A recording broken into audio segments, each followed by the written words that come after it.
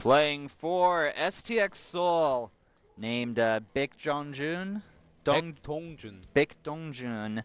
His name is Deer, as the red Protoss spawning up in the top right-hand position. Well, since you said the Korean name, spawning on the bottom right position, playing for CJ Antus as the Blue Terran.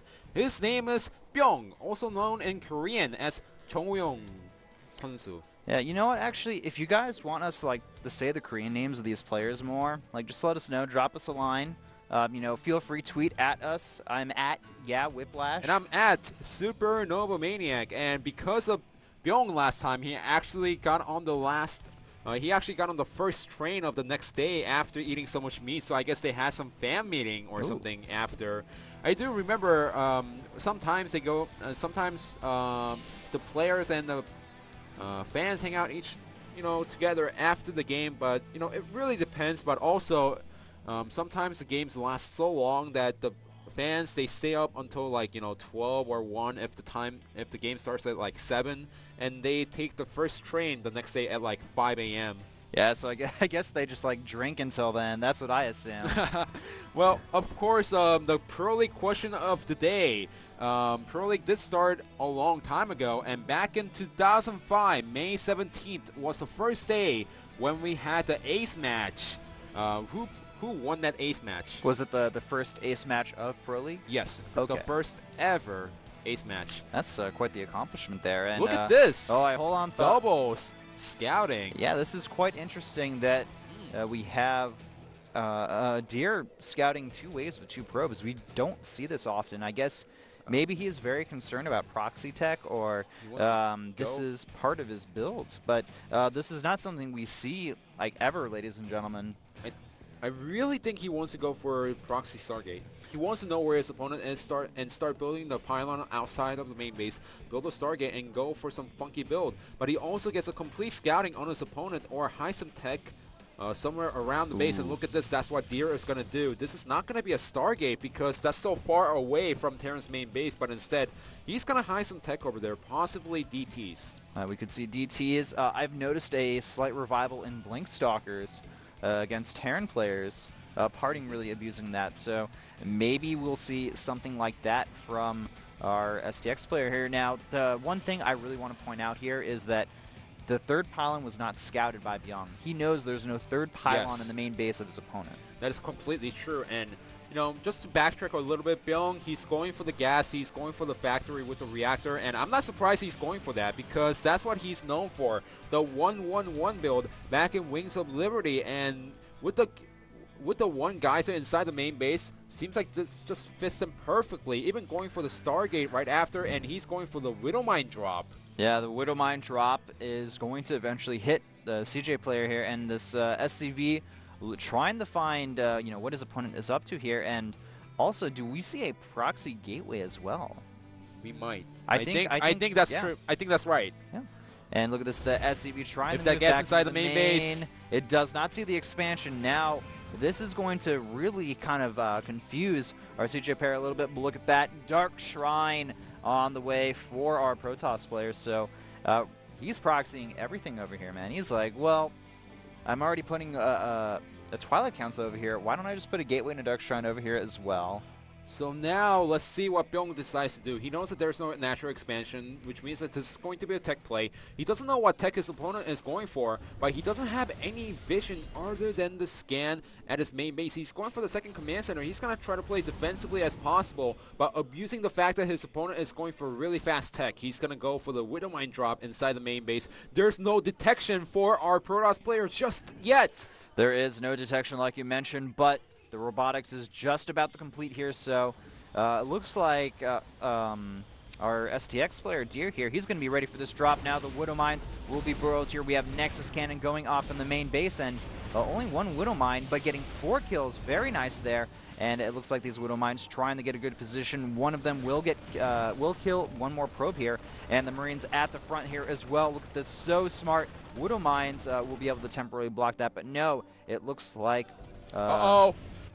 There's no scan on the energy. There's no energy for the scan for Bbyong. This is going to completely turn the game around now for Bbyong. He has no answer to these Dark Templar here.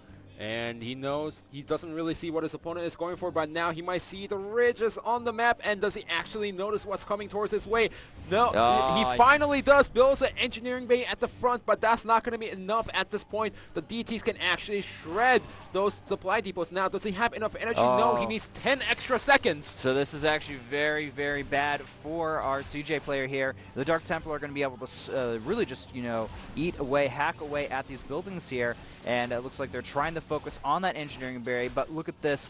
Very nice control here from our STX player. The Widow Mines go off, kill both of the Dark Templars, doesn't lose a single SCV. A potential crisis and game-ending move has been avoided by Bbyong, just, you know, seeing the Dark Templar and being like, okay, let me just put up the engineering bay, I'll bring some SCVs, and, you know, he's fine. Actually, it went fantastic for Bbyong, I have to say, because, you know, he had to pull some SCVs, but he didn't lose anything by going for the defense. And now he has the engineering bay. He could build the turrets, no problem. He could retake the command center at the natural. And if he just scouts it, that's going to be icing on the cake. Pretty much wipe out every single tech that his opponent has.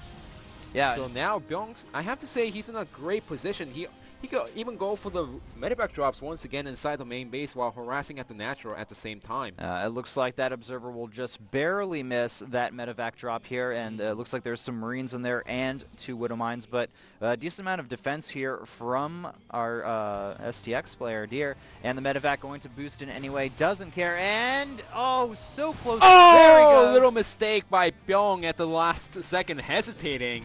And that wasn't great, but remember, he doesn't have the Observer. Okay, now he has the Observer inside the main base, but that's 2 Widow Mines instead of 1. And those probes are panicking there, man. But now the Observer is out, and the Widow Mine, will it get taken out? It looks like it may do a little bit of damage, but no. Gets sniped off. So Deer doing very well against these drops, and now look at this. Deer's actually ahead in supply. It looks like he's managed to pull ahead. And also the engineering bay, yes, it did block against the DTs, but remember that reactor is going nowhere. It's a reactor engineering bay. It can get the attack and defense at the same time. I was hoping you would. It's the new meta, man. Just didn't go there. It's the new meta. All right. We have Templar Archives completed. Charge +1 armor on the way. So this is going to be more of a gateway heavy and with Storm composition against the Terran player here. And now Deer wanting to move across the map. Maybe he'll try to find some of that proxy play here, but it looks like he wants to do a little bit of damage here. And we do have a few High Templar warping in here. They may be used to make Archons at this point because this could be a dangerous attack. Nice scan, killing off that Observer there, and the High Templar are revealed. And PP, actually. That's, yeah, that was actually a Korean keyboard. So that's why it looked like that. He was trying to type PP, and I guess he wasn't happy about something. I don't think this is going to be a disqualification because the language was between Korean and English. Well, hold on a second. Never mind. Sorry, Diesel. We're going to go back into the game now, and the Observer does get sniped, and Bbyong moving in here. Nexus Cannon does go down, and with the reinforcements here, it looks like Deer should be able to easily defend against this. I think it was better for Bbyong to, you know, just poke in a little bit and then try to go for a drop inside the main base. That's what he's going to go for, but only sending 1 medevac instead of sending the whole army. This is fantastic decision by Bbyong, I have to say. Hold on, look at this though. Deer already very smart, moving his units in the position. He is not getting caught off guard at all by these drops, and with that cannon there, we may see a few probes get killed off here, but nothing too major.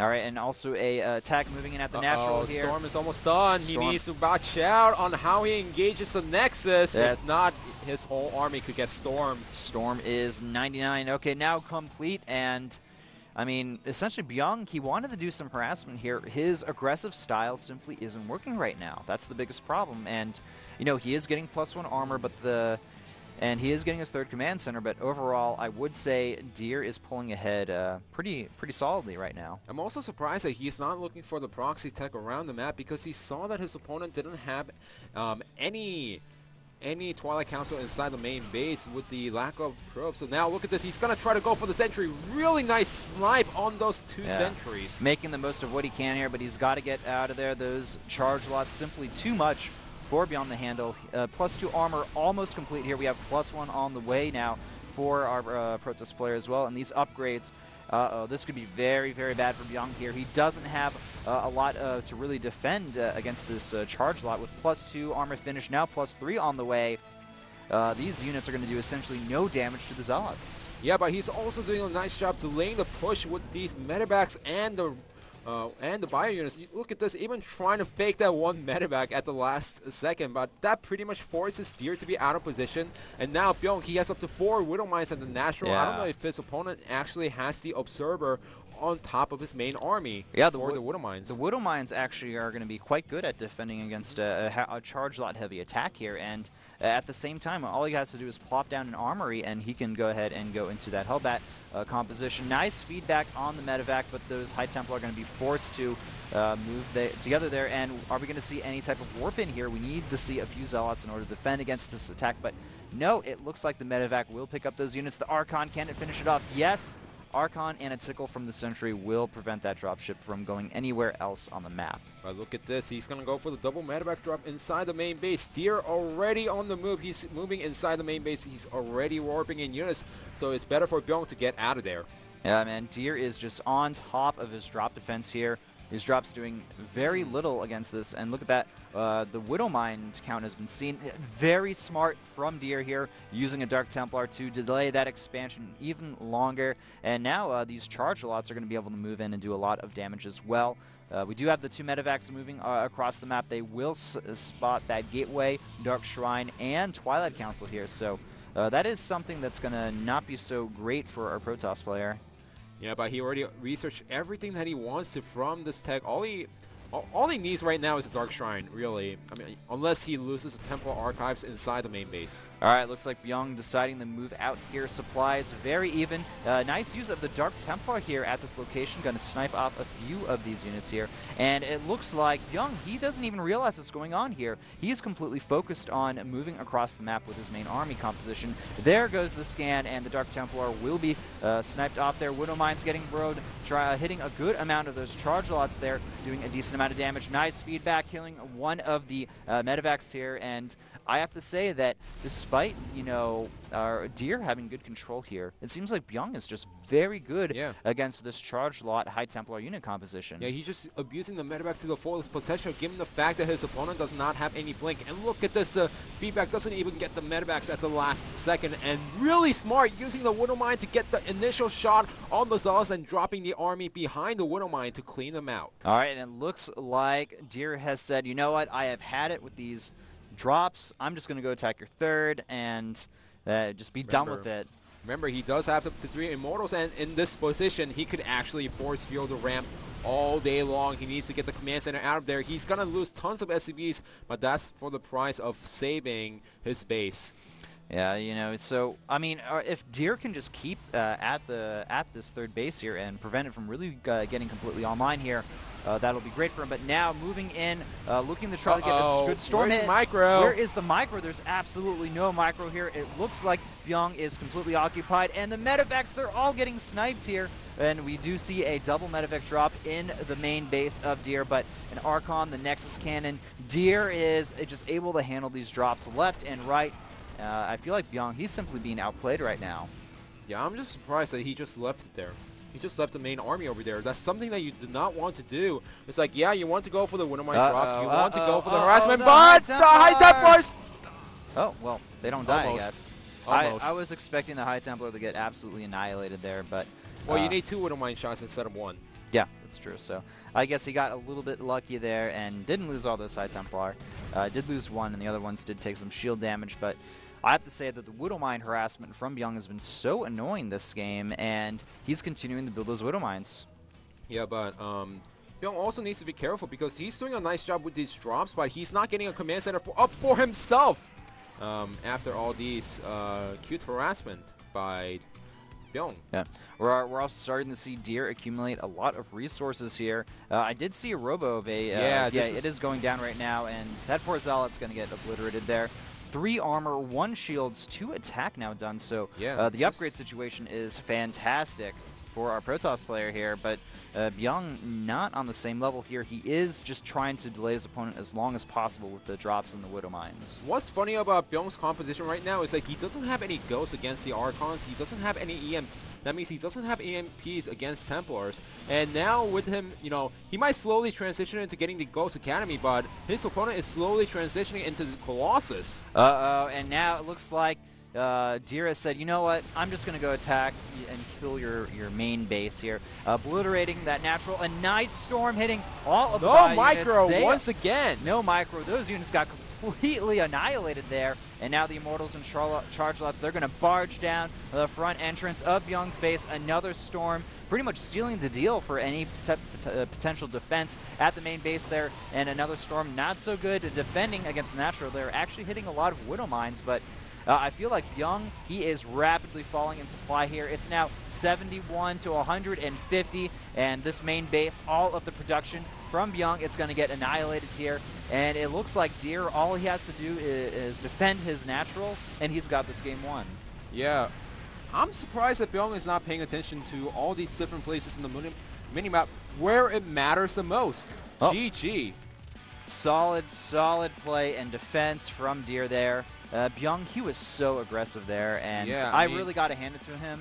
His drops all over the place were really just annoying and hard to deal with, but Deer was so good, he was able to deal with it, man. And one additional point is that, yes, you do want to go for the harassment and try to deal as much damage as possible, but if you want to win the game, and if there's a harassment happening and there's a main army battle happening, you need to focus on your main army instead of focusing on microing your harassment units.